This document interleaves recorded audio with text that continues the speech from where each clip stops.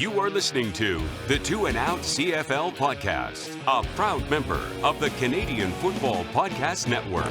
Grab some poutine and a double-double. It's time for the Two and Out CFL podcast. He's got it!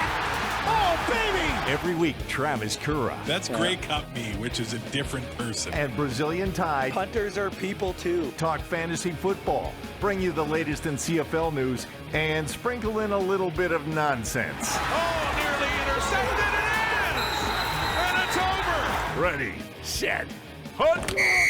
Thanks for pressing play on this episode of the Two and Out CFL podcast. Sheldon, I'm still on no sleep. I made a fatal mistake at about 4:30 in the morning, deciding to sign up for TikTok with Two and Out. And I'm like, well, I gotta kind of massage this algorithm so I can see what I want to see.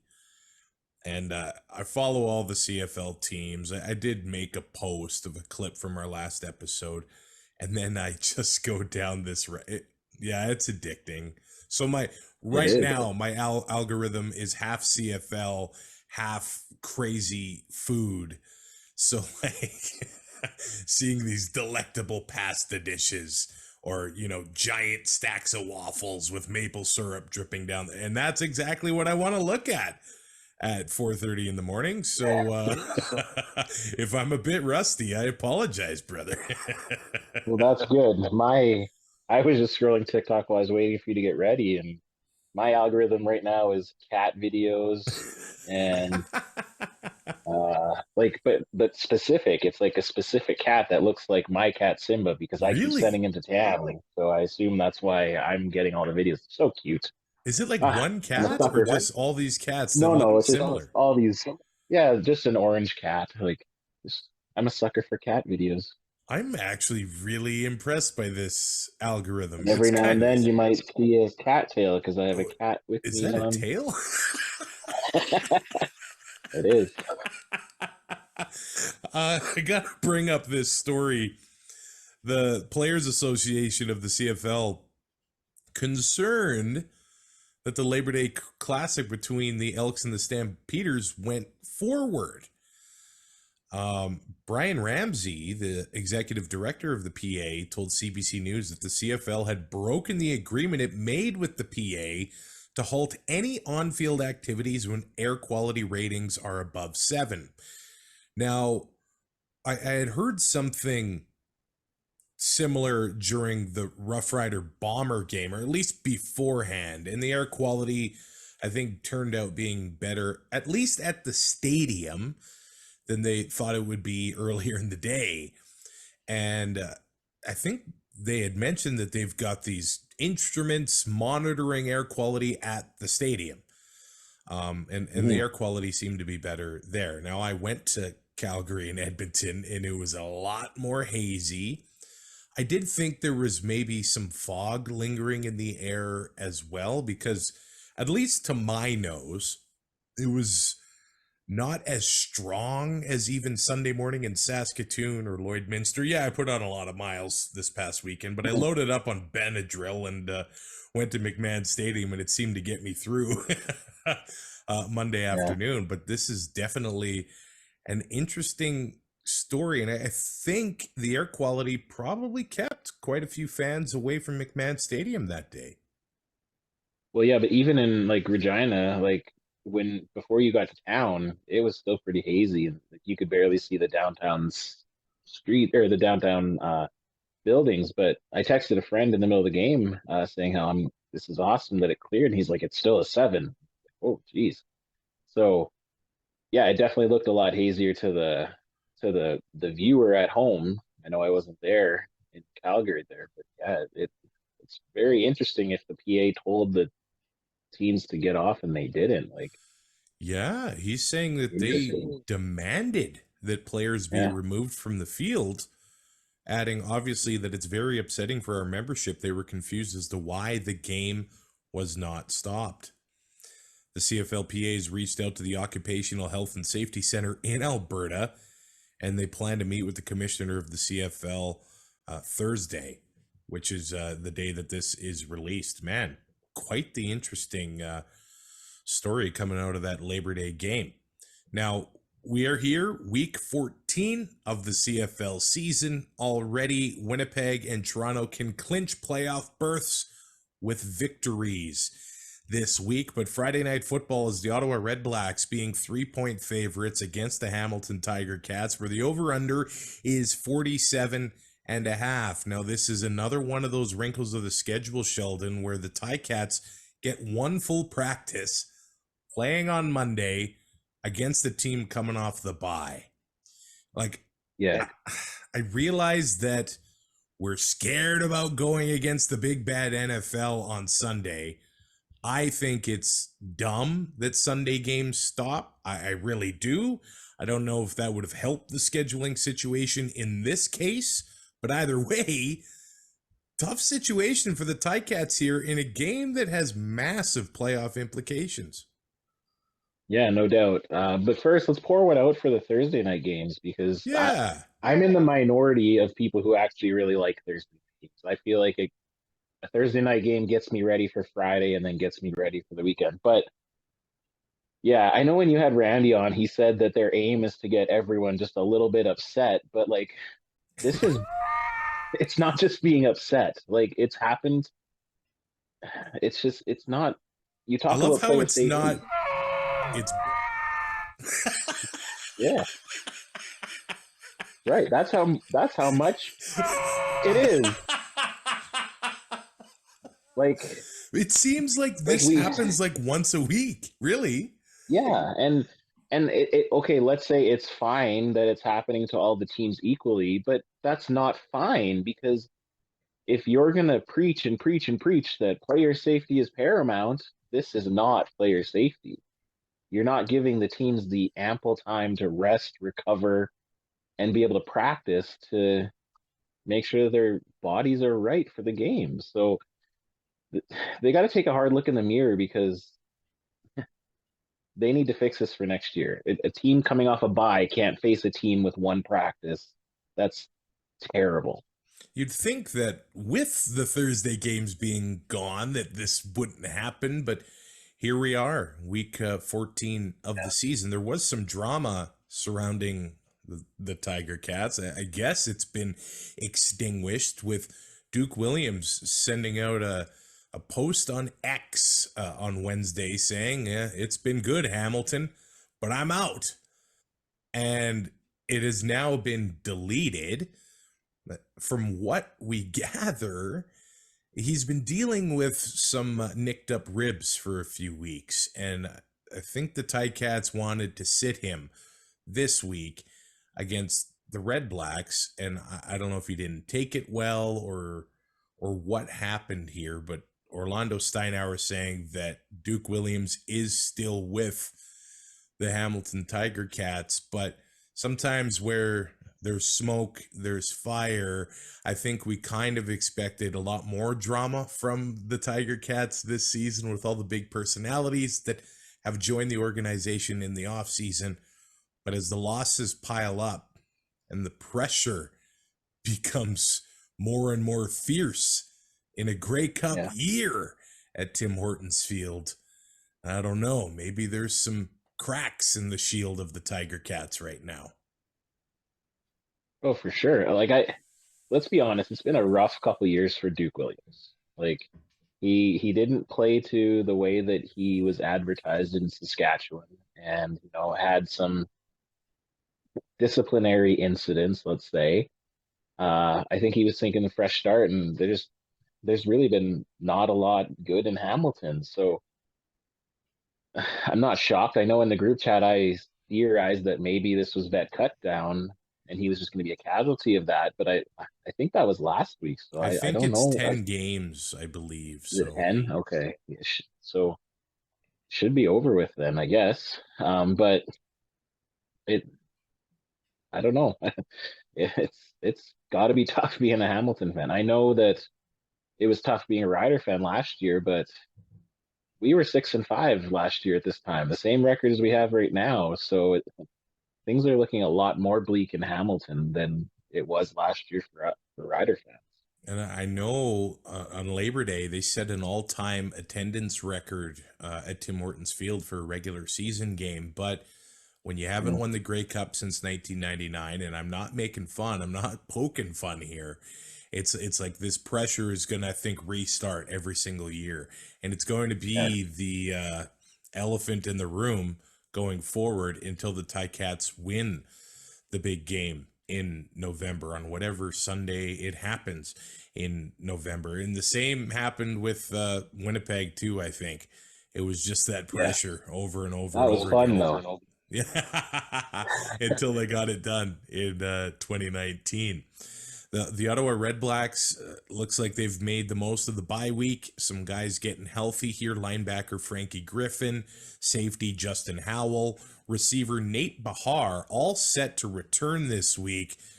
But Nate Bahar, with the interview of the century, he... Look, if the Ticats got one practice to work off of, maybe they're just going to be sitting in the hot tub reading and listening to this interview over and over again to get them fired up for this game on Friday night. But he wasn't shy about his dislike for the Ticats. He said it's a team that makes a lot of noise. I think it's pretty well documented how we feel about these guys and the way they approach playing football defensively as a unit. He elaborated, Sheldon. They like to take shots when people aren't looking. It's not a way I'd feel proud to play, and I'd say that to their face. They try to put their hands up my throat punching, spit in people's faces. I don't know what the hell is going on. It's bizarre. Strong words from Nate Bahar. I'm a fan of Nate. I think we need more interviews like this in the CFL to get these rivalries all fired up. But then again, things happen like they did Sunday in Regina, and we always think, why can't we all get along? But those Ticat defenders, Jameer Thurman, Simone Lawrence, Dylan Wynn, I think they're going to be looking number 80's way Friday night. Yeah, they're probably going to be like, you think we did that before? I'll show you now. But I don't know if... there's going to be extra eyes on those players now, though. Like, you don't know if the refs are reading this, and then, but who knows? Like, I'll get my popcorn ready, and I'm ready to go. It's kind of similar, though, to Zach Collaros kind of calling out the league not protecting quarterbacks, though, right? It is, but I think Zach is just entering his bitter old man stage of his career. He's not holding anything back in his interviews. That's true. He doesn't have anything to worry about. Yeah, it just seems like he's kind of over it, and but I understand he's had some hits that, you know, are definitely more than questionable. That Edmonton one probably should have been a penalty. Obviously, Pete should have been kicked out of the game for his headbutt. So I kind of understand why Zach's a little pissed off, but we've seen it happen where these guys complain, and then they're not going to get the calls because they're, you know, complaining so much. So I don't know if it's going to work out in Zach's favor or not, but I'm excited to see what's going to happen in this Ottawa Hamilton game, though, for sure. Now Zach, he calls out the league as a whole. Like, Bahar is calling out one team, and what if 2 or 3 years from now he's wearing black and gold? Well, it's like with Chris Edwards and Duke being on the same team this year. All accounts, it seems like they were able to squash it, but that happens. Like, the Riders signed what was his name? Dwight Anderson back in the day. After his years with Calgary, and we hated him, but man, did we love him as soon as we signed him. So, like, and I'm sure I know him and Dressler had a huge history before they played together. So, and Darian, I think, but I think, like, it's that team first motto or mentality. Sorry, like, I think people understand once they were in the same jerseys, you squash a lot of that stuff. But let's see what happens. Dudney Dwight forever, as he became affectionately known with me. Anyway, I think that's a great nickname. Dudney Dwight. I think Taj had a little bit more to do with that Dudney incident than Dwight, but He's doing his best Seth Rollins, I hear. The Red Blacks have also ruled running back Jackson Bennett out of this contest, so maybe Devontae Williams is a nice option at running back here for this one. Now, I actually, fantasy-wise, I see an opportunity here for the Red Blacks, or even the Ticats. I don't know. Like, I feel like this one could have some passing fireworks in this one. The Ticats they're the third worst pass defense, almost 273 yards a game. Ottawa, the worst, 325.8 passing yards given up a game. Now, Taylor Powell's improved. He's doesn't seem to be turning the ball over too much. And Tim White, over the past few weeks, quietly, he's racking up some yards. He's racking up some fantasy production. I think he's an intriguing pick, and this might turn out to be a good day for both offenses, I think.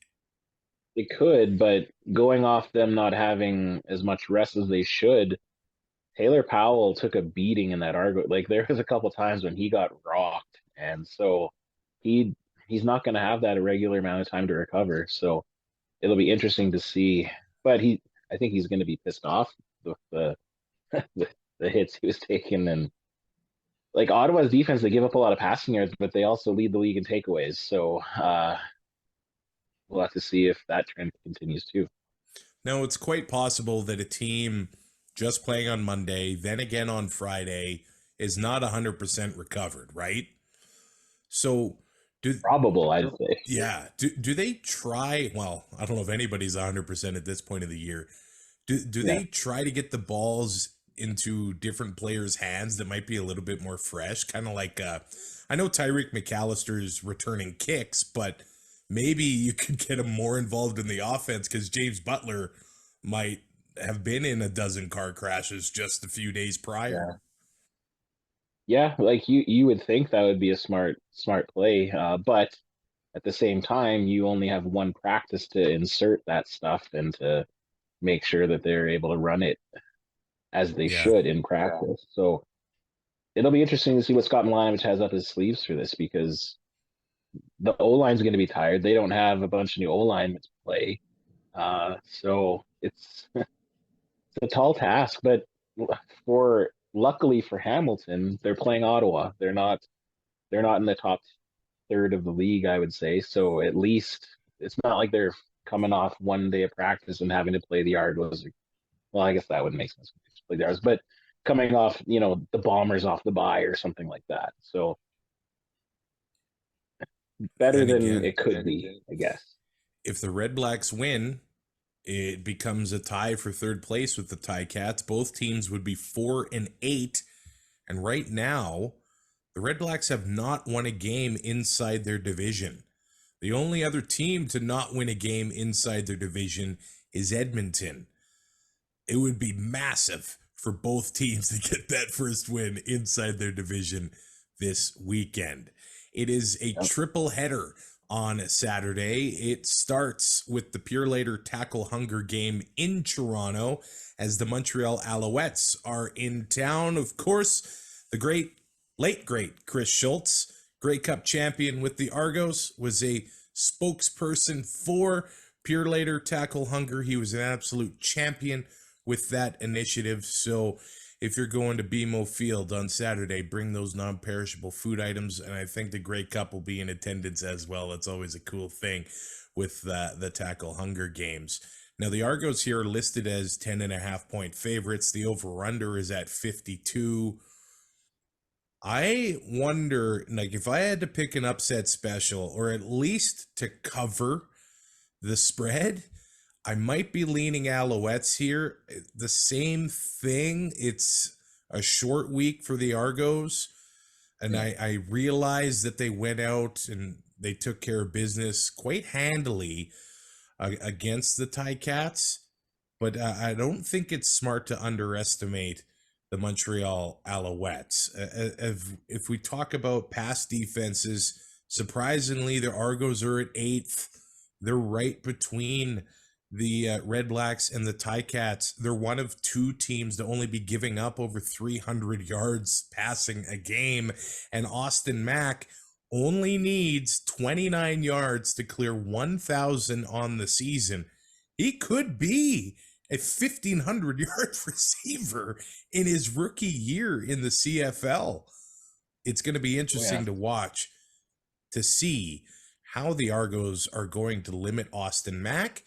And if they don't limit him, touchdown tie. And hey, Keon Julian Grant has been limited in practice as well. I don't think the Alouettes are 10.5-point pushovers here.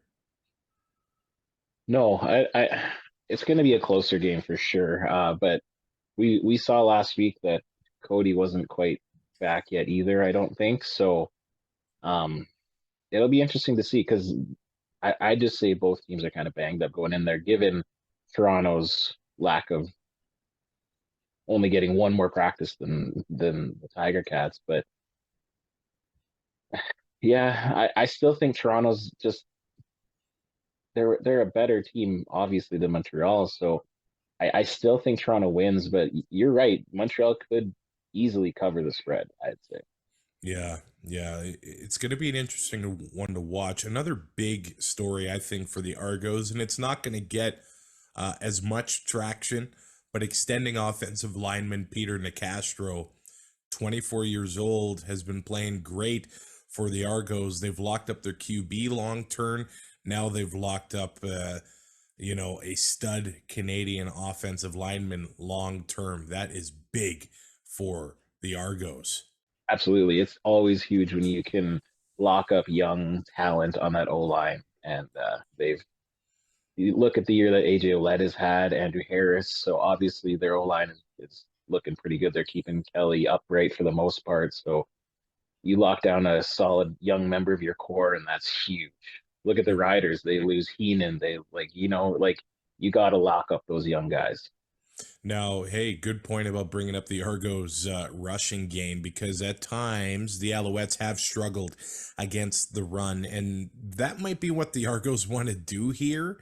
Grind the clock as much as they can, still hurting from Labor Day, get through this one against the Alouettes. The Owls have given up over 115 yards a game on the ground. Maybe it is AJ Ouellette, Andrew Harris time to get through this game, but I did say before, I like the Alouettes covering that spread. Of course, the Argos have the talent to cover that spread as well. And we've seen teams exploit the matchup with KB and Ento of the Alouettes in the past. He got exploited last week against the BC Lions. Who's going to be in that matchup for the Argos this week? Could it be a Davaris Daniels? Could it be a Tamonte Coxie? We'll see what happens. Davaris Daniels, to me, he's having one of his best seasons in a while. Maybe his best season as a Toronto Argonaut. So they do have the firepower to pull away from the Alouettes. The good news is that while the Owls haven't been able to turn as many threes into sevens as often as possible, it has been a problem with Jason Moss offenses in the past. Now, Cody's been okay protecting the ball. That is key in every game. But Montreal protect the ball against the Argos because they're going to make you pay every single time. That is paramount for the Alouettes Saturday at BMO. 100%. Yeah. I have nothing to add there. You're absolutely right. And where the Argos are undefeated on the season, and they are undefeated against that East Division so far. The Als, by the way, 4-1 against the East. I think it's an intriguing game Saturday in Toronto, although I do have to wake up at 11 o'clock. And man, oh, you poor guy. If I'm going to be on TikTok until 7 a.m., it's not going to go well, Sheldon. Yeah, well, I have to wake up at 3 or 2:30 to get on the bus to go to Winnipeg. So Enjoy those extra hours, my friend. That's wild. Are you going to sleep or how are you going to do? Is Well, it a party bus? Is it licensed? uh, it's not licensed, but I just keep it below the windows. You know what I'm saying? Uh, I've heard a rumor there may be 100 or so beers on board. Oh, okay. But yeah, no, like at least the last one we went, it's kind of a quiet bus until you get to Brandon, and that's when we stop to have like breakfast or whatever. And then after that is kind of when it livens up, and Janice will start giving out the Jello shots and stuff like that. But yeah, it's an early game. It's the last time I tried to stay awake so that I could sleep on the bus, and that was a terrible idea. So I'll probably watch SmackDown and then head to bed. Well, no, I want to watch the game too. As soon as the game's over, I'll head. I guess there is a Friday nighter, but yeah. Yeah, but I'll head to bed and then see if we can sleep a little bit. But who knows? So, with my real job at the radio station, I hosted a bus from Red Deer to Edmonton for Elks Stampeders a few years ago. I cannot have a beverage on a moving vehicle. I had one beer and it came up outside of Commonwealth Stadium. Something Really? brings back my days of being a child on family road trips, getting motion sickness, and on a big road trip back from North Dakota, vomiting in a parking lot in Moose Jaw, Saskatchewan, only to be told that the tunnel tours were sold out that day. So I I do not do well sitting in the back seat, or at least I didn't as a kid. And if I have some adult beverages, it just all comes screaming back. Back to the Alouettes, if we do look at their injury report, Landon Rice hasn't practiced this week. Raheem Wilson hasn't practiced. Keon Julian Grant, I did mention, he's been limited. Reggie White Jr. limited as well with the knee injury. It'd be big to get him back if he's able to play. Greg Ellingson didn't practice on Wednesday with a knee issue. He played his first game of the year last week against the Lions. On the Argos side of things, at this point of the season, they look incredibly healthy, but we got to remember they're out of bye weeks until the semifinal week in the playoffs. Yeah. Let's talk about that Banjo Bowl, where you're headed. The Winnipeg Blue Bombers 8.5-point favorites over the Riders, over under at 48. And if I look quickly, the Riders have not won the rematch since 2014. Hell of a game, though. They're going to be walking into a madhouse and inspired Winnipeg Blue Bombers team on Saturday. I think there are some Rider fans that are always going to believe no matter what. I just don't know if I see a path to victory this week. If there is a path to victory, it's a couple things. It's Super Mario doing well, keeping the Riders in good field position, and Jamal Morrow having success to try to take the crowd out of the game early. He only had the one big rush on Labor Day, but not a good average otherwise. They need a rushing game going if they're going to steal a win out of IG Field, I think, Sheldon. You're not wrong, but I think the past two games has shown that Jake can hit receivers, and his receivers can get a ton of yak yards if they're given the chance. So it does come down to the momentum and to taking the crowd out of it. But if they can they need to score a touchdown on the first drive. Like that's if we go 2-and-out on the first drive, I'll already know that we're not winning that game.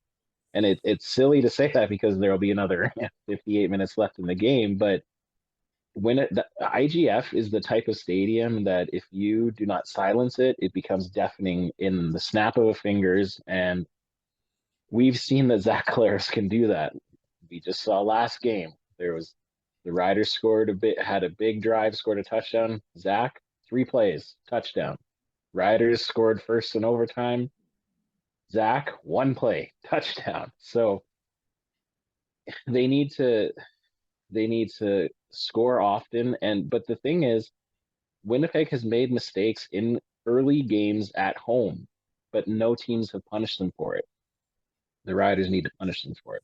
So I never like we were talking with Neely at Wayne's World before the Labor Day Classic, and they're always like, yeah, we think we're gonna lose when we come to Regina, and as a Rider fan, I think we're gonna lose when we go to Winnipeg. It's more about the festivities, the camaraderie of the CFL fans, but when you haven't beat Winnipeg in the Labor Day Classic for so long, it does give you a little boost of confidence that anything's possible. And this season has been the anything is possible season. So do I think we're going to win? No. Do I think it's the Dumb and Dumber? So you're telling me there's a chance? That's my head right now. Like, we have a chance, I think. The Bombers now, the Riders, I think, maybe caught them off guard to start Labor Day with the short kick, the deep pass. They weren't exactly able to capitalize on that and turn it into points. But how do the Riders come out with that same energy at IG Field? Winnipeg is going to come out with more energy than they had on Labor Day. If we do look at some of the injury issues that the Riders are going to be dealing with here, Mason Fine has been on the first field for the first time since his injury, but we know that Jake is going to get the start. Brandon Council is in at right tackle for Colin Kelly, who got hurt in the Labor Day game. Jaden Dalkey still not practicing, who also got hurt in the Labor Day game. Offensive lineman Philip Blake was geared up, mostly watching practice, so maybe he is a few weeks away. Also, Evan Johnson was spectating as Logan Bandy has been in at guard for him. Yeah. So some shuffling happened. I think a big absence will probably be Colin Kelly and also Jaden Dalkey. I know Jackson Ford came in, performed admirably, but I think the Bombers are probably going to game plan for that change in the Rough Rider secondary. And if I look at the Bombers last week, I think Nick Marshall was working on Kenny the King Lawler for most of the game. And it was an interesting one. On the Drew Wolotarski touchdown, they talked to Nick Marshall after the game, and he was closest to the touchdown, but it wasn't his responsibility. And he didn't want to throw his teammates under the bus, but it was basically said some rookies blew up that play. He's going to have another tough assignment in Kenny the King. I think we've seen a big step from Nick Marshall this year, not taking those bad penalties. Some touchdowns have been given up, but he makes up with it with some INTs. We also know that the Bombers have other weapons that they can employ this week. They have the leading rusher in the CFL, and I feel that Brady Oliveira is going to be running like a madman in the Banjo Bowl. And and I've seen it, and we've seen it time and time again, when the Oliveira gets locked up, the Bomber O-line starts pushing, and that crowd erupts. It's going to be tough for the Riders to recover from if they end up on their heels in this one. I did read a lovely story on the Bomber offensive line in the Winnipeg Free Press, and it was basically all about the lifestyle of an offensive lineman and what they're eating. And I just loved it. There are guys like Jamarcus Hardrick who actually has to slow down on his eating to stay at playing weight. And then there are other guys that need to eat more and more than they're comfortable with to stay at that offensive lineman play weight. I love this story about Tamoyo Machino, the 26-year-old global offensive lineman from Japan. Pat Neufeld said, man, this guy was skinny when he was in Japan, but for an entire year, he ate 5 pounds of rice to put on weight every single day. Can you imagine that? No. And I love rice. But there's no way I could eat 2,000 pounds of rice a year. Wow. Hey, we've got the offensive line body type, but I don't think we're blessed with the, maybe, hey, I don't want to speak for you. I'm not blessed with the same sort of quick feet and loose hips and athleticism that an offensive lineman needs. So, yeah, these guys can eat like that and still perform to the best of their abilities. If you get a chance, check out that story on that offensive line. I also think about a guy like Dalton Schoen, who seemed to be able to find some open spaces in the Rough Rider defense last week, and he had a drop as well. I don't know if the Riders can rely on him dropping passes Saturday at IG Field. No, and it's different playing at home versus away when you're a receiver and you don't have the crowd noise to bug you. Like, I know a lot of people think the crowd noise is just for the O-line and the quarterbacks, but it's for the receivers. It's hearing the play calls. Yeah. It's everything. So, you can't look for that to happen. There's a reason why I have a couple Bomber receivers in my fantasy this week, because I anticipate Mr. Caleros having lots of yards and lots of touchdowns. Hopefully he just throws me the two that I pick. You got number 10 in your lineup? Of course, he's playing the Riders. Nick Dembski. I want to see, is there a path for a Rider receiver to have a big game here? I think so. You see, like, obviously Jake and Emilus have a rapport that they've built in these two games. Like, they were, this close to getting that huge play right off the beginning there. And so I look for that. We're still kind of waiting. Like, Sean Bain Jr. has been like bringing his lunchbox and getting yards, but I think we're all still waiting for that like breakout game. Yeah. And it would be smart for them to use him in sweeps and misdirections. So I hope that they kind of start doing that. And if you can just get crossing routes up the field and gain a lot of yards, like, anything's possible. I think Jake has shown he has a good arm. He was not very consistent with his accuracy in the first half of the Labor Day Classic, but I think he got a little better as the game went on. But this is also going to be Jake's first test in a hostile environment as a starting quarterback, because he may have done well against two of the three best teams in the league in these past two games, but he hasn't played in IGF Field. And at work, I can hear when they're practicing, and I hear that crowd noise that they're playing. So, oh wow, they're getting ready. But it's a different thing when you're there. Hats off to them. They built an incredible stadium to make it loud. I still say the Rider fans are louder than Bomber fans, but the stadium is definitely way louder. Yeah, it is a louder stadium, and look, the Riders got to be creative with that running game too. They're pretty vanilla, at least I thought. And on Labor Day, the running game almost became those short passes to the sideline. But the Bombers are going to be ready for that on Saturday. They're going to need to change that up when the Banjo Bowl does roll around. If we look at the Bombers, otherwise, they do seem like they're doing all right health-wise. The Riders dealing with a few more issues this week going into this rematch. And how about Edmonton, 2-point favorites in the Labor Day replay against the Calgary Stampeders? Over under at 49 here. Now, Edmonton has a losing skid that they want to address here. They've won at home now. They've ended the 0-9 to start the season, but now they've lost 5 straight to the Calgary Stampeders after the loss on Labor Day. Look, it's not 9 in a row. It's not 22 in a row. But they want to beat their provincial rivals, that's for sure.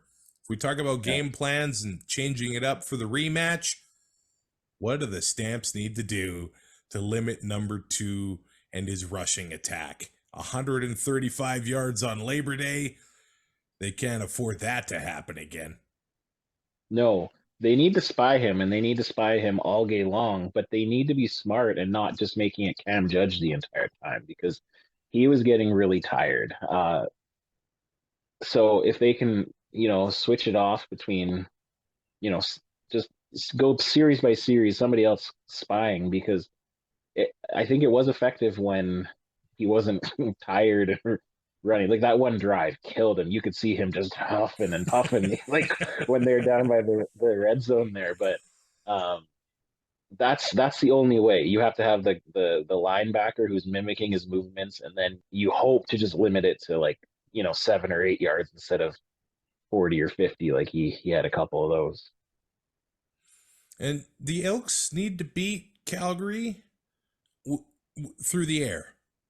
They need to get it into Gino's hands. They can't rely on Trey running all the time, and it's exciting, and I love to watch it. But from all the injuries we've seen this year, I'm holding my breath every time.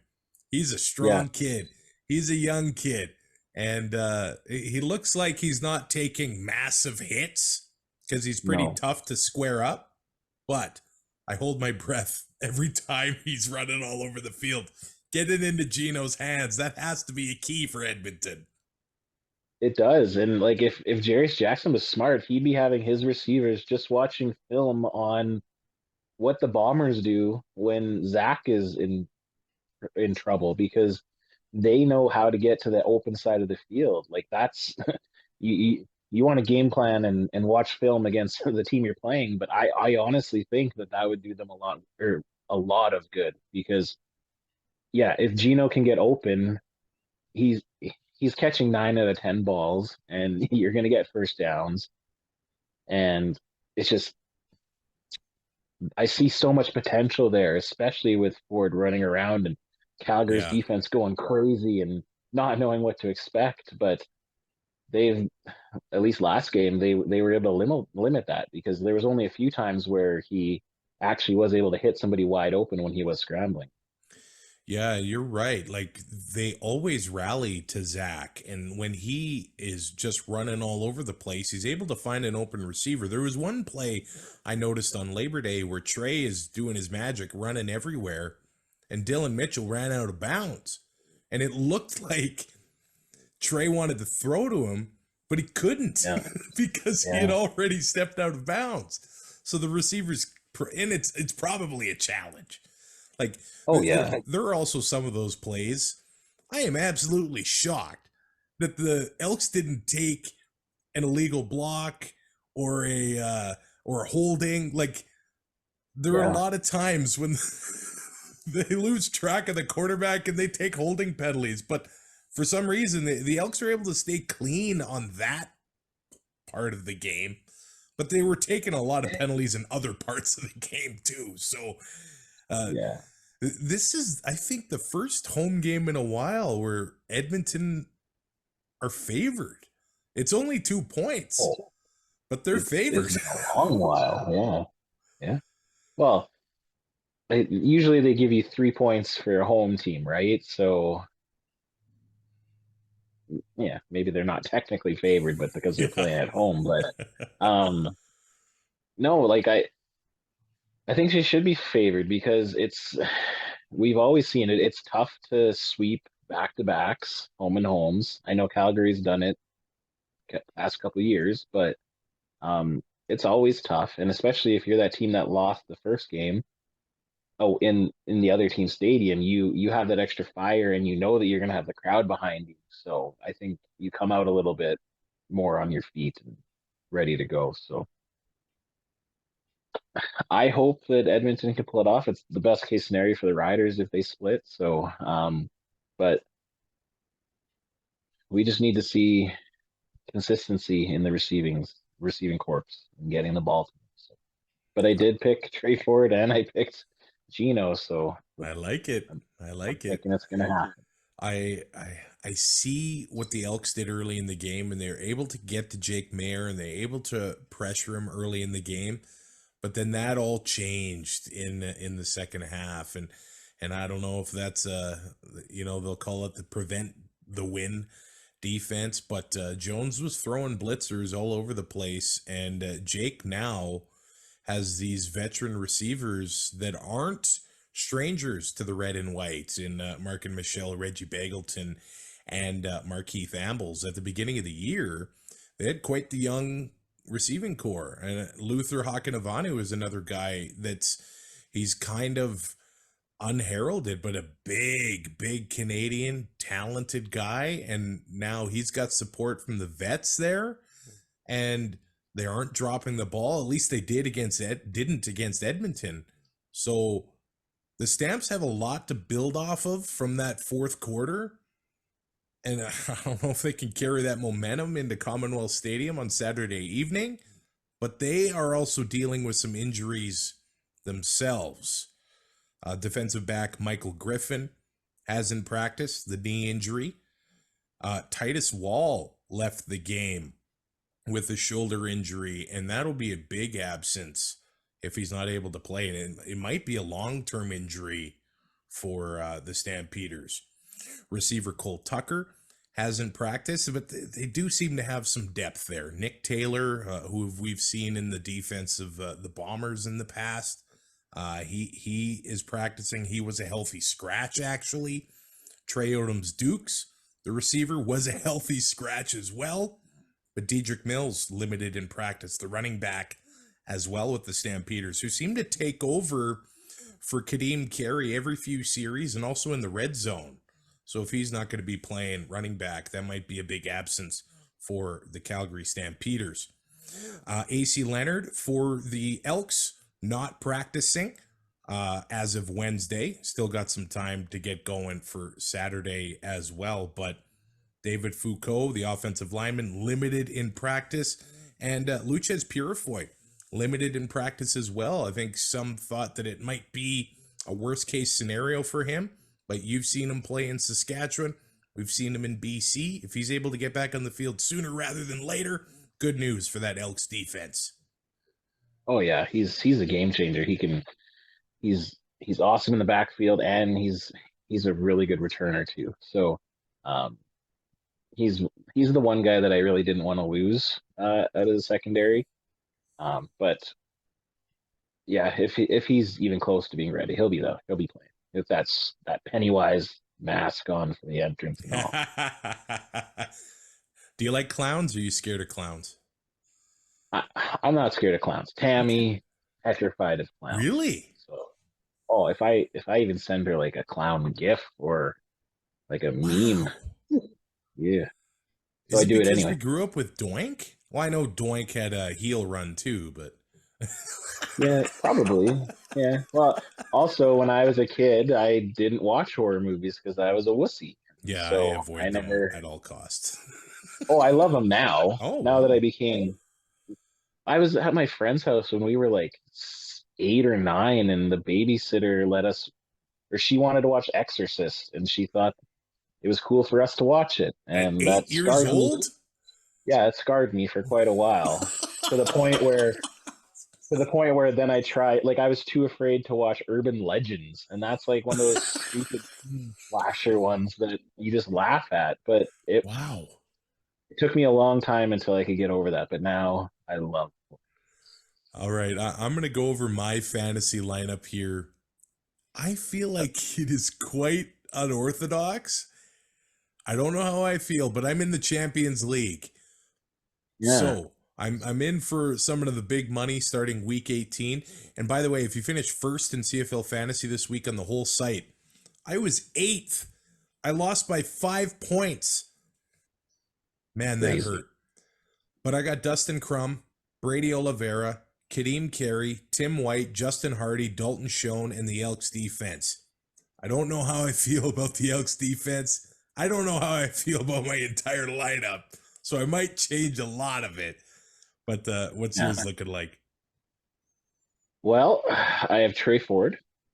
I have AJ Oled, of course, because I have to have him.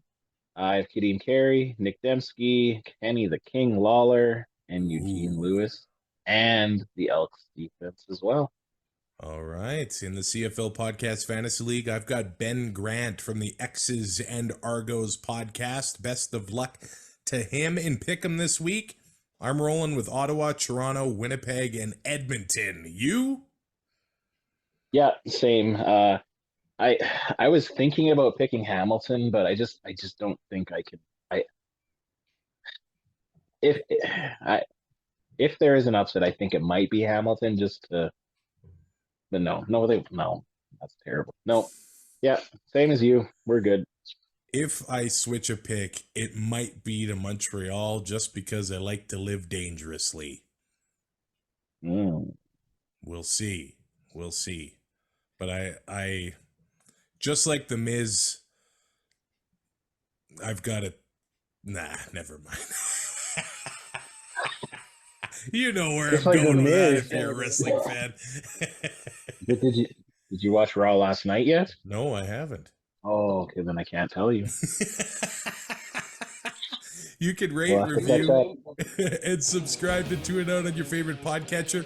You can like and leave a comment on YouTube as well, and support the show on Patreon. It helps us cover all the costs that go with making a mediocre show like this. Enjoy week 14. Two and Out. We'll talk to you next week to go over what happened. Thanks for listening. Find more great shows like this at CF Pod Network on Twitter.